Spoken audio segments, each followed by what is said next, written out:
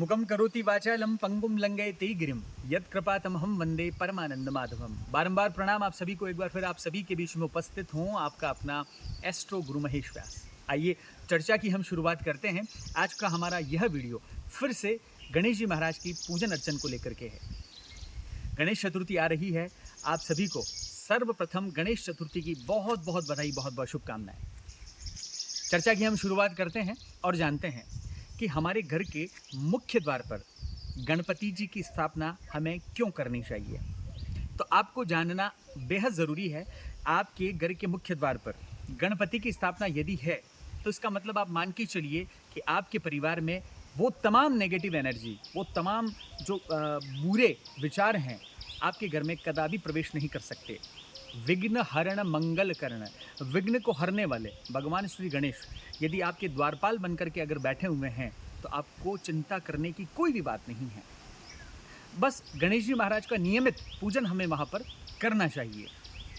यदि पूर्व में गणेश जी की प्रतिमा स्थापित है तो उन्हें सप्ताह में एक बार, यानी कि प्रत्येक बुधवार को कम से कम उन्हें उनका जो है पंचोपचार विधि के माध्यम से, षोडशोपचार पूजन विधि के माध्यम से आपको सूक्ष्म पूजन करना चाहिए। आपको मंत्र याद हैं तो ठीक, नहीं तो बहुत सारी ऐसी बुक्स हैं या यूट्यूब पर अगर आप जाएंगे तो सूक्ष्म पूजन विधि के बहुत सारे वीडियोस आपको मिलेंगे, उन्हें देख करके भी आप पूजन कर सकते हैं। बहुत सिंपल है। भगवान श्री गणेश को जल से स्नान कराएं, फिर उन्हें वस्त्र आदि अर्पित करें, कुमकुम, अक्षत, रोली इत्यादि आप अर्पित करें, नैवेद्य का भोग लगाएं, धूप दीप दिखाएं भगवान श्री गणेश को। नियमित यदि आप द्वार पर विराजमान गणेश जी का पूजन अर्चन करते हैं तो आप मान के चलिए आपका परिवार तमाम प्रकार के संकटों से हमेशा बचता रहेगा।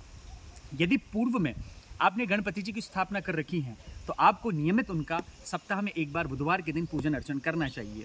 और इस वर्ष 2025 में 27 तारीख को, यानी कि बुधवार के दिन गणपति बप्पा मोरिया, हम सभी गणपति जी की स्थापना बड़े ही धूमधाम से हमारे घर परिवार में, हमारे मोहल्ले में, बहुत सारी जगह गणपति जी की स्थापनाएं हम देखेंगे, हम करेंगे भी सही।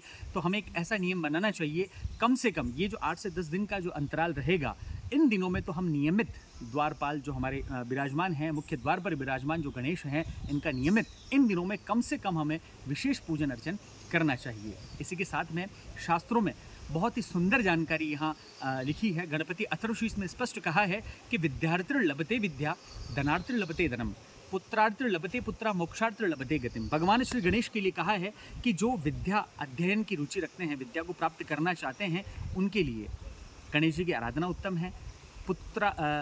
विद्यार्थिर लभते विद्या, धनार्थिर लभते धनम। जो धन की इच्छा रखते हैं उन्हें भी अगर गणेश जी की उपासना अगर वह व्यक्ति भी करते हैं तो उन्हें भी निश्चित रूप से गणेश जी की कृपा और आशीर्वाद मिलता है। इसी के साथ में कहते हैं कि जो माताएं पुत्र प्राप्ति की इच्छा रखती हैं उन्हें भी नियमित गणेश मंदिर जाकर के या अपने घर पर गणपति जी की विशेष यदि वे पूजन अर्चन करें तो निश्चित रूप से उन्हें पुत्र की प्राप्ति होती है।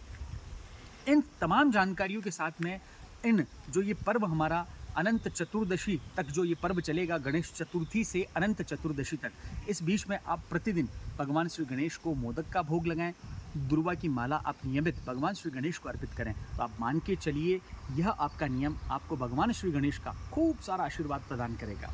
मित्रों, आज के लिए बस इतना ही। बहुत जल्द मिलते हैं एक नई वीडियो के साथ। तब तक के लिए जय श्री कृष्ण।